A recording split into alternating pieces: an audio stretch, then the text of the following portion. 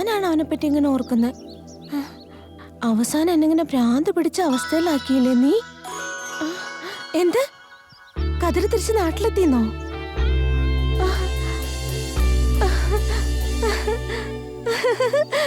Hey Meenu, thanks D.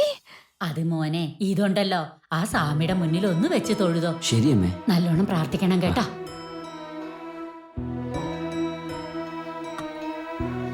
അമ്മേ ദേവി,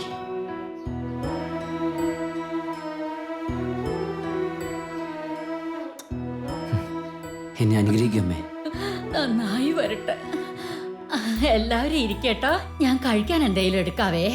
അമ്മ എപ്പോഴും അമ്മയല്ല ഉണ്ടാക്കി തരുന്നത്. ഇന്ന് ഞങ്ങളുടെ വക കതിരിന് ട്രീറ്റ്. അളിയാ നീ വാളിയെ നമുക്ക് കഴിക്കാൻ അമ്മേ പോകാം. ഇന്ന് ഒരു ദിവസം മാത്രം പോയിട്ട് വരാം. ശരി മോനെ, പോയിട്ട് പെട്ടെന്ന് വരണേ. കാടുവെള്ളത്തിൽ രക്ഷപ്പെട്ടു.